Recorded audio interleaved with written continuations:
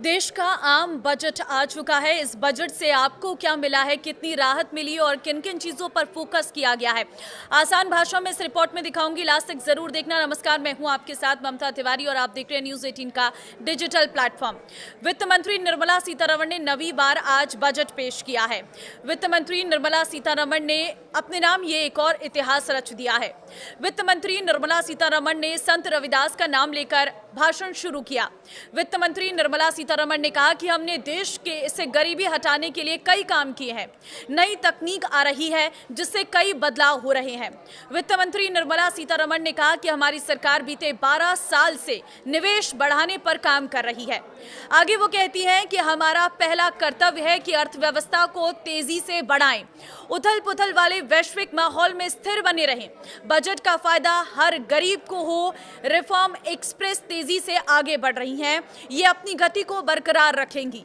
केंद्र सरकार राज्यों के साथ मिलकर काम कर रही है। आगे वित्त मंत्री कहती हैं कि हम मैन्युफैक्चरिंग सेक्टर पर फोकस कर रहे हैं। पुराने सेक्टर को मजबूत करना, एमएसएमई को मजबूत करें। हम सुनिश्चित करना चाहते हैं कि सुरक्षा को मजबूत करें, साथ ही आर्थिक क्षेत्र को मजबूत करें। बायो फार्मा पर हमारा फोकस रहेगा।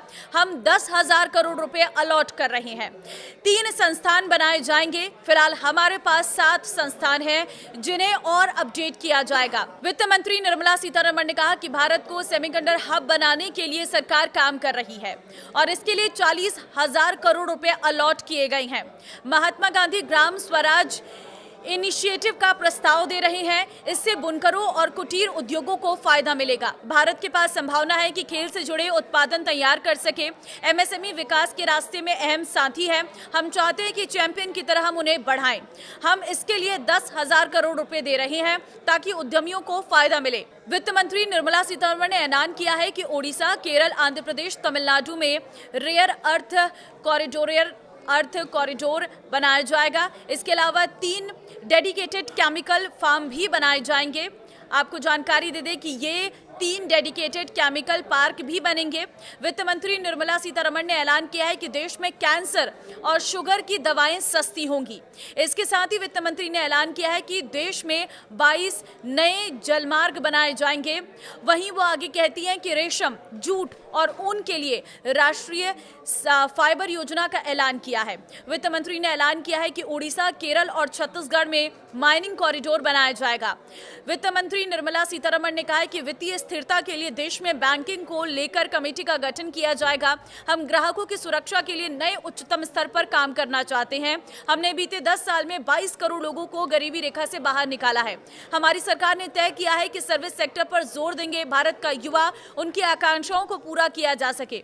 पढ़ाई से लेकर रोजगार तक उद्यम स्थापित हो। केंद्रीय वित्त मंत्री निर्मला सीतारमण ने बजट में दिल्ली वाराणसी समेत 7 हाई स्पीड रेल कॉरिडोर का ऐलान किया है। वाराणसी और पटना में जहाज मरम्मत सुविधा स्थापित होगी। दिल्ली वाराणसी सिलीगुड़ी में भी हाई स्पीड रेल कॉरिडोर बनेंगे। सरकार ने ऐलान किया है कि 5 क्षेत्रीय मेडिकल हब बनाएंगे। मेडिकल और ट्रेनिंग और रिसर्च पर काम किया जाएगा। मेडिकल सुविधाएं आसानी से उपलब्ध कराएंगे। यह हब विविध तरीके से रोजगार के मौके बनाएंगे। इसमें स्वास्थ्य क्षेत्र से जुड़े लोग होंगे। वित्त मंत्री निर्मला सीतारमण ने 3 नए all India institute of medical sciences AIIMS बनाने का ऐलान किया है। वित्त मंत्री निर्मला सीतारमण ने ऐलान किया है कि उच्च शिक्षा संस्थानों के लिए हर जिले में गर्ल्स हॉस्टल बनाए जाएंगे।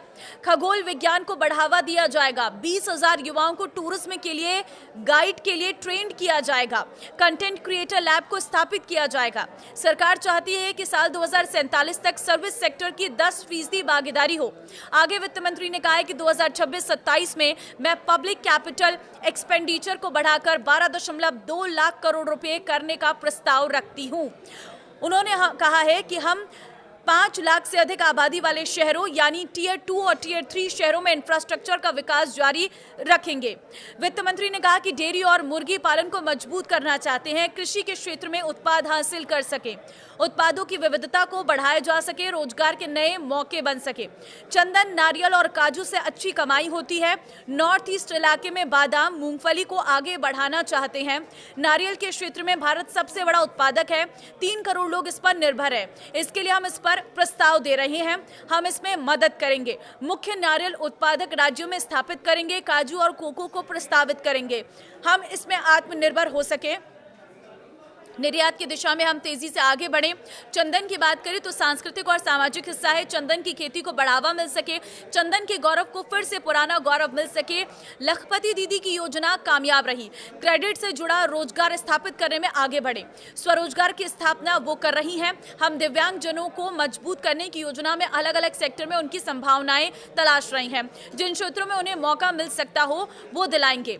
कृत्रिम अंग मैन्युफैक्चरिंग में एक संस्था की स्थापना की जाएगी। केंद्रों को मजबूत करेंगे। मानसिक स्वास्थ्य को लेकर बड़ा ऐलान करते उन्होंने कहा है कि मेंटल इंस्टीट्यूट को मजबूत किया जाएगा। जिला अस्पतालों को अपडेट किया जाएगा। वहां इमरजेंसी वार्ड बढ़ाए जाएंगे ताकि लोगों को फायदा मिल सके। 16वें वित्त आयोग ने अपनी रिपोर्ट राष्ट्रपति को सौंपी थी। उनकी सलाह को स्वीकार कर लिया है। हम 1.4 लाख करोड़ रुपए हम 2026-27 में राज्यों को दे रहे हैं, जिसमें ग्रामीण और शहरी क्षेत्रों से जुड़े विकास के लिए हैं। वित्त मंत्री निर्मला सीतारमण ने ऐलान किया है कि नॉर्थ ईस्ट राज्यों में बुद्ध सर्किट बनेगा। ये सर्किट अरुणाचल, सिक्किम, असम, मणिपुर, मिजोरम और त्रिपुरा में होगा। बात गेमिंग सेक्टर की करें तो गेमिंग सेक्टर में 10 लाख से अधिक प्रोफेशनल्स को हायर किया जाएगा। एक नया कंटेंट क्रिएटर लैब का सेटअप किया जाएगा। इसके जरिए लोगों को कंटेंट क्रिएशन सिखाया जाएगा। क्रिएटर इकोनॉमी बूमिंग है। डिजाइन एजुकेशन के लिए नेशनल डिजाइन स्कूल खोले जाएंगे।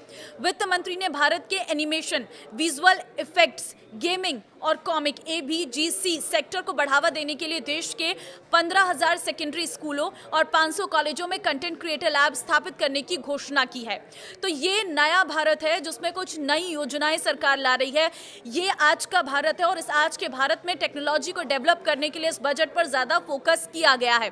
खासतौर पर कंटेंट क्रिएटर्स, किसानों को एक बड़ा फायदा इस बजट से देखने को मिल रहा है। जो चंदन का कारोबार करते हैं उन्हें बड़ा फायदा होगा और जो लोग इस वक्त कंटेंट क्रिएटर्स हैं उन्हें कहीं ना कहीं सरकार ज्यादा बढ़ावा दे रही है ताकि और जो सरकार की योजनाएं हैं, सरकार की विविधता है और जो हमारी बाकी की चीजें हैं, संस्कृति है, उन सब चीजों के बारे में कंटेंट क्रिएटर्स एक प्लेटफॉर्म के माध्यम से लोगों को अवेयर कर सके। तो ये कुछ बड़ी घोषणाएं हैं जो आज के इस बजट में वित्त मंत्री निर्मला सीतारमण ने की हैं। अब ये किसके लिए कितना फायदेमंद है आप कमेंट में जरूर बताना और आपको क्या उम्मीद थी, क्या आपकी उम्मीदों का ये बजट आया, अपनी राय जरूर